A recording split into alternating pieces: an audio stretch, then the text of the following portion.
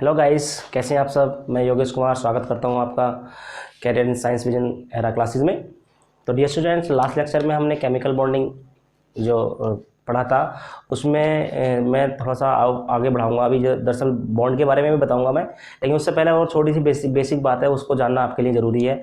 आपने पढ़ा था कि जो एटम है कितनी वैलेंसी शो करता है, कौन से स्टेट में शो करता है, ग्राउंडेड स्टेट में कितनी वैलेंसी होती है, एक्साइटेड स्टेट में कितनी होती है, एक्साइटेड स्टेट में इलेक्ट्रॉन कैसे जाते हैं, वो सारी बातें मैंने आपसे डिस्कस की थी।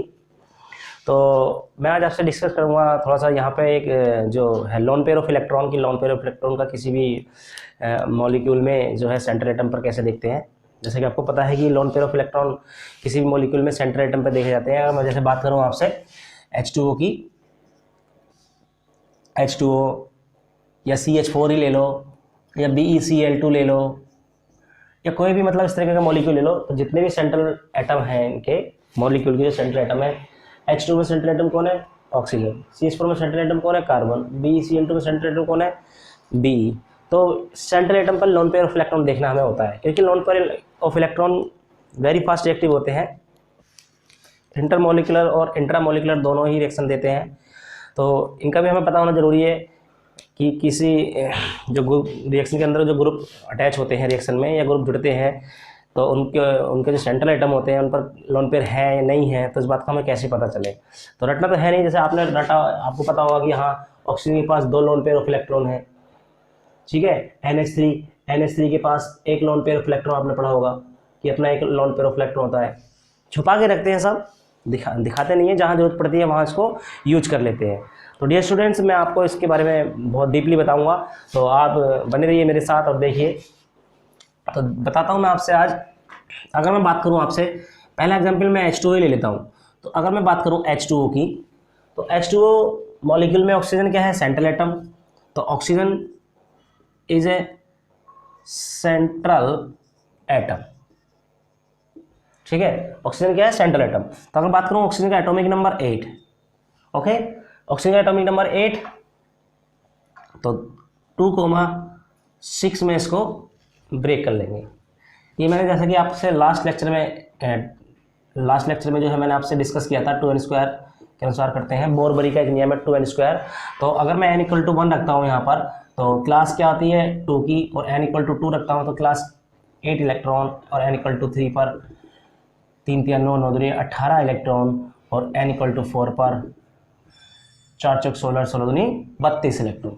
इस तरीके से हम डिस्कस कर सकते हैं। तो यहाँ पर मैं यही आपसे बता रहा हूँ कि n = 1 पर रखा तो पहली क्लास आएगी कंप्लीट 2, फिर उसके बाद टोटल हमारे पास 6 इलेक्ट्रॉन है।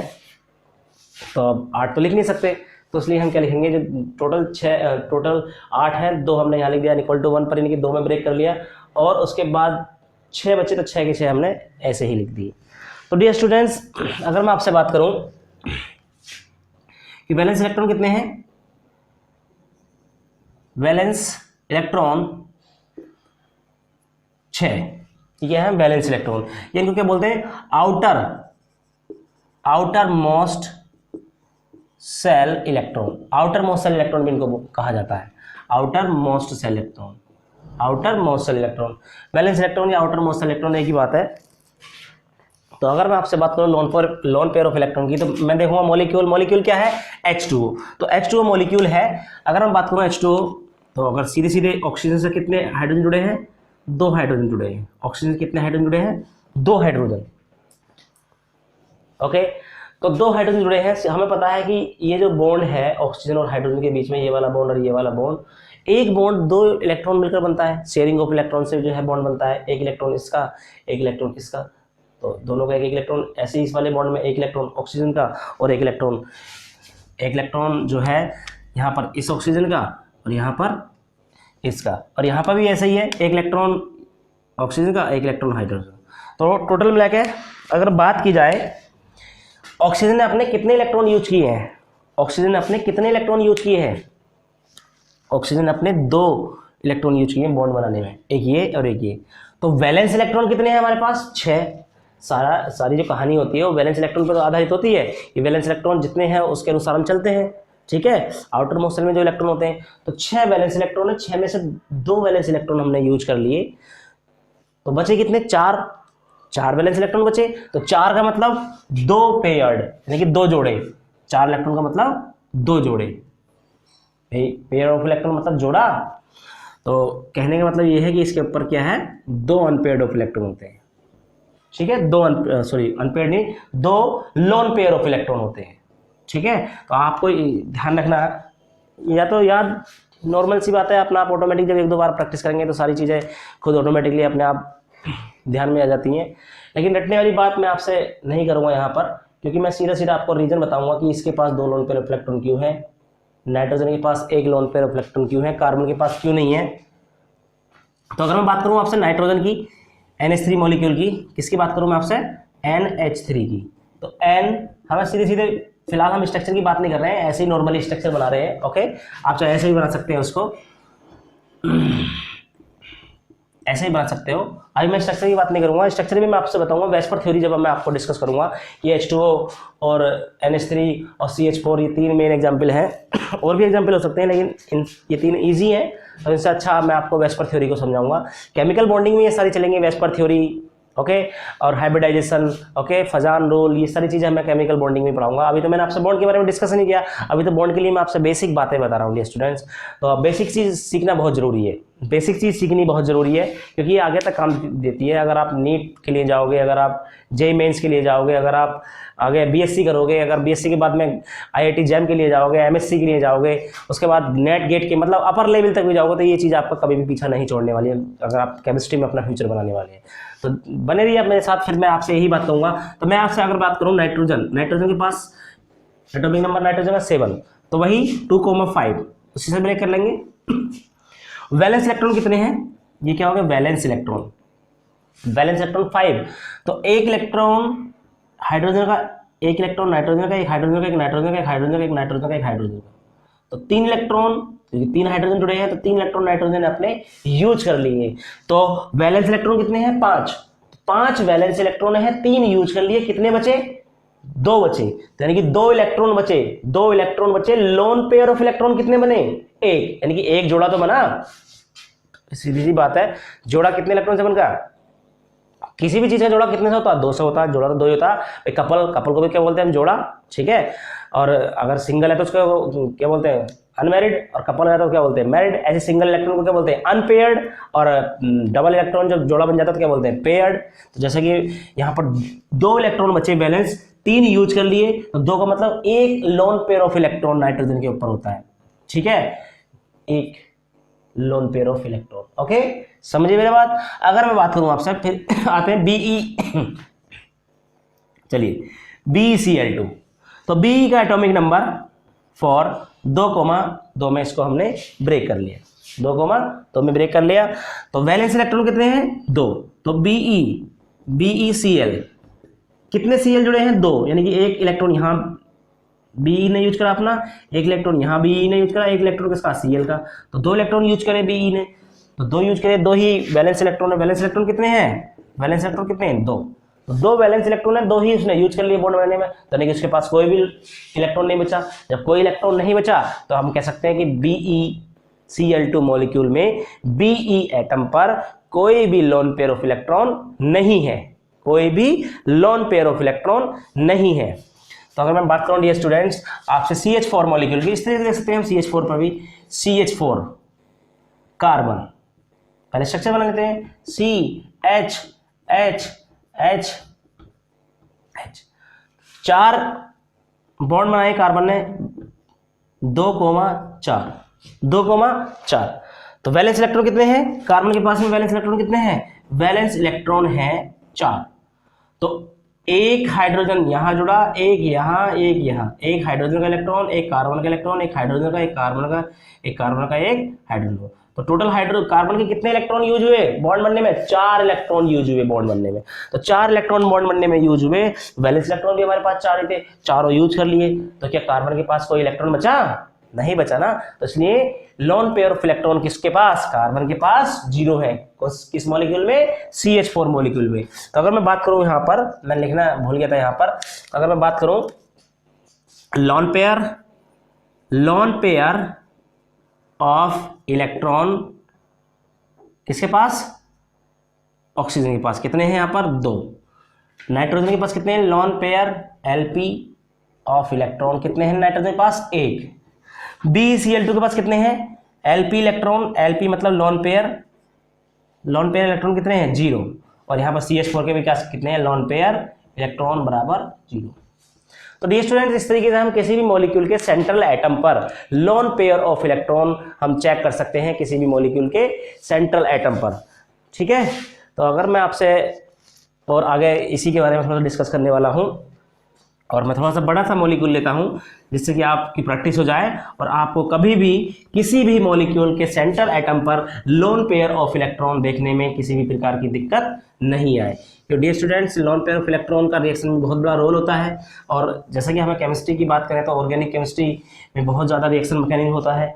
तो रिएक्शन मैकेनिज्म में क्या होता है, जब हम रिएक्शन करते हैं, प्रोसीड करते हैं रिएक्शन मैकेनिज्म, तो वहाँ पर लोन पेयर ऑफ इलेक्ट्रॉन का बहुत बड़ा यूज होता है। वो इंटरमोलिकुलर इंट्रामोलिकुलर दोनों तरीके से रिएक्शन करते हैं, समझे आप। तो अगर मैं आपसे बात करूँ XeF2 या XeF4 या XeF6 या XeOF6, अगर मैं आपसे बात करूं, ये चार मैंने मॉलिक्यूल आपको दिए और इन चार मॉलिक्यूल पर मैंने आपसे पूछ लिया कि इनके पास कितने लोन पेयर ऑफ इलेक्ट्रॉन है Xe, सभी में सेंट्रल एटम कौन है Xe, तो आप आराम से निकालेंगे। तो वीडियो को पॉज कीजिए और सभी पे जो है लोन पेयर ऑफ इलेक्ट्रॉन निकालिए। ठीक है, तो मैं वेट करता हूँ आपका 1 2 3।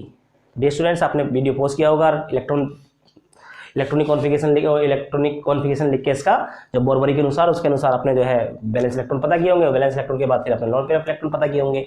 तो देख लीजिए आप, जिसके निकाले हैं आपने तो चेक कर लीजिए आप, और मैं भी निकाल के कोशिश करता हूँ यहाँ पर। अगर मैं बात करूँ XeF2 मॉलिक्यूल की, तो XeF2 मॉलिक्यूल में Xe क्या है central atom, Xe central atom है, एटॉमिक नंबर कितना होता है Xe का 54, तो 2 8 18 18 8 हो गए। देखो वही 2n² यूज किया। डियर स्टूडेंट्स, 2n² जो फॉर्मूला है बोरबरी ने दिया था, ये आपबाउ को भी फॉलो करता है। जो क्लास आपबाउ में चलती हैं 1s2 को फिर 2s2 p6 फिर 3s2 3p6 3d10 इस तरीके से चलता है ना, इससे सारा सीक्वेंस चलता है। तो ये रिप्रेजेंट कोमा को भी बताता है कि हाँ कोमा में कहाँ कहाँ लगाना चाहिए। ठीक है, तो आपको ये भी ब्रेक करना आना चाहिए। ओके, तो अगर आपको क्रॉस चेक करना है तो इससे क्रॉस चेक कर सकते हैं आप बाउल को। तो वैलेंस इलेक्ट्रॉन कितने हैं, वैलेंस इलेक्ट्रॉन 54 नहीं 54 तो एटॉमिक नंबर है, वैलेंस इलेक्ट्रॉन कितने हैं 8। देखो n = 1 पर 2, n = 2 पर कितना है 8, n = 3 पर, इस वाले फॉर्मूले में है n = 3 पर 18 और n = 4 पर, तो n = 4 पर 4 16 16 यानी 32 आ रहा है, यानी क्लास जो 32 की है। और हमने कितने यूज कर लिए यहाँ पर 10 और 18 28 हमने यूज कर लिए 54 में से, तो 32 और 54 कितने हो गए 0 और 3 2 5 और 1 6 60, तो 60 हो गए हमारे पास, तो टोटल 54 है। तो 32 तो हम लिखेंगे नहीं, अगर 32 लिख देंगे यहाँ पर अगर मैं 32 लिख दूँ, अगर यहाँ पर मैं 32 लिख दूँ तो गलत हो जाएगा। देखिए गलत हो जाएगा, 32 तो गलत हो जाएगा क्योंकि 60 हो रहा है, एटॉमिक नंबर कितना 54। तो अगर एटॉमिक नंबर 54 है, 54 में से हमने 28 यूज कर लिए, 54 में से 28 हमने यूज कर लिए 6 और 2, तो क्या मैं 26 लिखूँ यहाँ पर, नहीं 26 भी नहीं लिखूंगा। अब मैं ये देखूंगा कि 26 के आसपास कोई और क्लास आ रही है, 26 के नियर बाई कोई और क्लास है, हाँ 18 की क्लास है, तो मैं 18 को लिख दूंगा यहाँ पर। ठीक है, मैं यहाँ पर किसको लिखूंगा 18 को। तो कितने इलेक्ट्रॉन बचे हैं अभी 18 फिर 8। ओके, तो यहाँ पर 8 क्या है वैलेंस इलेक्ट्रॉन, 8 क्या है ये वैलेंस इलेक्ट्रॉन। ओके, तो देखिए यहाँ पर तो XeF2, अगर बात की जाए XeF2 की तो स्ट्रक्चर बनाने की जरूरत नहीं है क्योंकि हमें पता सीधे सीधे F सिंगल बॉन्ड के द्वारा Xe से जुड़ा है। तो कितने F जुड़े हैं Xe से, देखिए स्ट्रक्चर की बात बताओ मैं, स्ट्रक्चर आपको जब केमिकल बॉन्डिंग मैंने स्टार्ट की है तो आपको मैं ये स्ट्रक्चर बनाना, स्ट्रक्चर ड्रॉ करना, किसी भी मॉलिक्यूल की hybridisation, VSEPR theory, Fazan rule, ये सारी चीज़ें मैं आपको कराऊंगा। क्योंकि फजान ने भी बहुत अच्छी बात बताई थी, फजान ने क्या बताया था कि कोई भी जो बॉन्ड है, क्योंकि बॉन्डिंग की बात चल रही है केमिकल बॉन्डिंग की, तो बॉन्ड के बारे में हम सारी बातें करेंगे।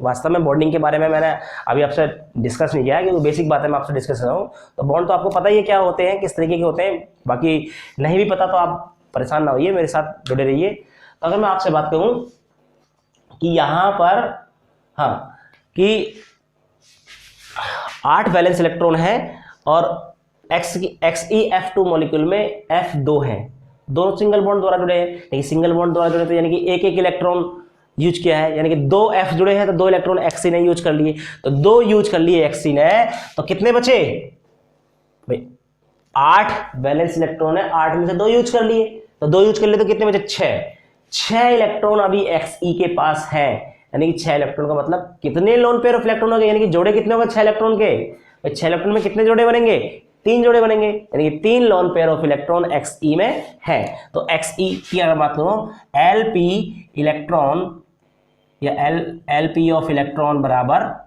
3 loan pair of electron Xe के पास XeF2 में है।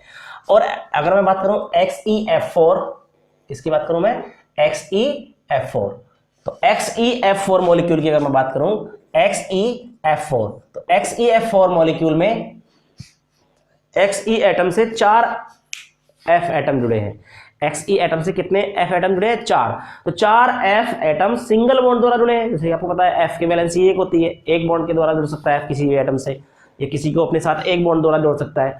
तो 4 F जुड़े हैं तो यानी कि 4 इलेक्ट्रॉन यूज हो गए, बैलेंस इलेक्ट्रॉन में से 4 इलेक्ट्रॉन यूज हो गए। कितने बचे इलेक्ट्रॉन, बैलेंस इलेक्ट्रॉन 8 है तो 4 यूज हो गए, तो 4 इलेक्ट्रॉन बचे, तो 4 इलेक्ट्रॉन में कितने जोड़े बने 2 जोड़े, यानी कि 2 लोन पेयर ऑफ इलेक्ट्रॉन। देखिए मैं बात करूं XeF4 में लोन पेयर ऑफ इलेक्ट्रॉन बराबर 2। अगर मैं बात करूं XeOF6 की भी बात करेंगे, तो XeF6 की अगर मैं बात करूं आपसे,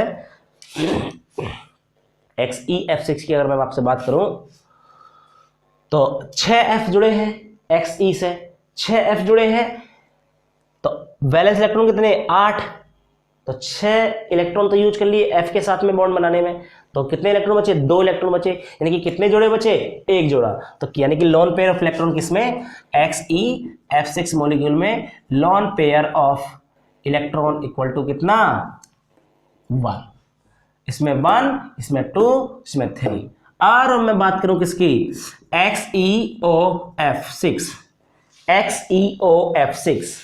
तो XeOF6 वैलेंस इलेक्ट्रॉन कितने 8, 6 तो जुड़ गए F, 6 तो जुड़ गए F, तो 6 F जुड़ गए, तो ऑक्सीजन सिंगल बॉन्ड द्वारा जुड़ेगा डबल बॉन्ड द्वारा जुड़ेगा, डबल बॉन्ड द्वारा जुड़ेगा क्योंकि ऑक्सीजन की वैलेंसी 2 होती है। ऑक्सीजन या तो 2 किसी को अपने साथ जुड़ सकता है या खुद 2 के साथ जुड़ सकता है, जैसे कह लो खुद डबल बॉन्ड देकर यानी कि 2 वैलेंसी शो करके किसी को अपने साथ जोड़ सकता है या किसी के साथ जुड़ सकता है, जैसे भी आप समझ सकते हैं। ठीक है, तो ऑक्सीजन 2 डबल बॉन्ड के साथ जुड़ेगा किससे Xe से, जो डबल बॉन्ड के साथ जुड़ेगा तो 2 इलेक्ट्रॉन यूज होंगे Xe के, 2 ही इलेक्ट्रॉन यूज होंगे F के, 2 इलेक्ट्रॉन यूज होंगे Xe के, 2 इलेक्ट्रॉन यूज होंगे ऑक्सीजन के, तो 2 इलेक्ट्रॉन यूज होंगे, तो 2 इलेक्ट्रॉन तो ऑक्सीजन के साथ यूज कर लिए, 6 इलेक्ट्रॉन F के साथ यूज कर लिए, तो कितने यूज हो गए टोटल 6 + 2 यानी कि 8 ही हमारे बैलेंस इलेक्ट्रॉन है। तो 8 बैलेंस इलेक्ट्रॉन है, तो 8 के 8 इसने यूज कर लिए, तो कोई इलेक्ट्रॉन बचा नहीं, कोई भी इलेक्ट्रॉन नहीं बचा। जब कोई भी इलेक्ट्रॉन नहीं बचा तो हम क्या बोलेंगे कि जब कोई इलेक्ट्रॉन नहीं है तो लोन पेयर ऑफ इलेक्ट्रॉन भी तो नहीं होगा, जब कोई इलेक्ट्रॉन ही नहीं है तो लोन पेयर इलेक्ट्रॉन कहां से बन जाएगा 0। तो इस तरीके से हम डियर स्टूडेंट्स किसी भी मॉलिक्यूल में प्रेजेंट सेंट्रल एटम पर lone pair of electron check कर सकते हैं। बहुत ही इंपॉर्टेंट है। आपको ये लेक्चर बहुत बेसिक लगा हुआ, लेकिन मैं समझता हूं कि इस लेक्चर को आप लेने के बाद में बहुत ज़्यादा यूज करोगे, क्योंकि जैसे जैसे आप आगे बढ़ोगे रिएक्शन मैकेनिज्म आपके सामने आएगी। रिएक्शन मैकेनिज्म में लोन पेयर ऑफ इलेक्ट्रॉन का बहुत बड़ा रोल होता है। अभी तो आपको नहीं पता चलेगा क्योंकि रिएक्शन मैकेनिज्म जो है +2 में इतने बड़े लेवल की नहीं है, लेकिन आप नीट या जेईई मेंस की तैयारी करोगे या बीएससी में जाओगे या मतलब अदर केमिस्ट्री में किसी भी फील्ड में जाओगे तो वहाँ लोन पेयर ऑफ इलेक्ट्रॉन का यूज है। इसलिए मैंने आपको बताया है क्योंकि हमारा टॉपिक चल रहा है केमिकल बॉन्डिंग, और केमिकल बॉन्डिंग में मैंने आपसे डिस्कस कर लिया है कि कोई एटम कितने बॉन्ड कितने वैलेंसी शो करता है, किस स्टेट में करता है, लोन पेयर ऑफ इलेक्ट्रॉन क्या है, लोन पेयर ऑफ इलेक्ट्रॉन मैंने आपसे डिस्कस कर लिए।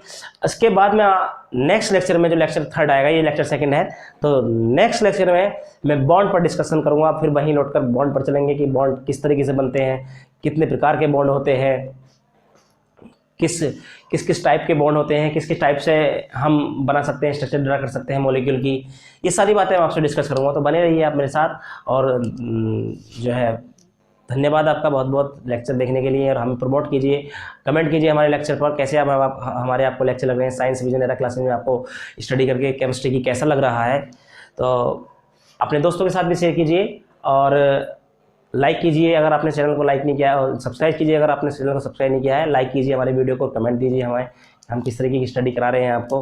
अगर जो नेगेटिव पॉइंट है, हम आपके नेगेटिव जो पॉइंट होंगे, मतलब जो आपकी समझ में नहीं आएंगे, जो हमसे नेगेटिविटी उसमें हाई होगी, तो हम आपसे सीख ले सकते हैं। ऐसा नहीं है कि लर्निंग कहीं भी मिल सकती है। एक 50 साल का इंसान एक 5 साल के बच्चे को लर्निंग दे सकता है, उसमें कोई बड़ी बात नहीं है। तो अगर हमें कुछ लगेगा कि हाँ है जो हमें छूट रहा है, तो हम उसको नेक्स्ट लेक्चर में इम्प्रूव करके आपको जो है बताएंगे। ठीक है, थैंक यू फॉर वॉचिंग, धन्यवाद।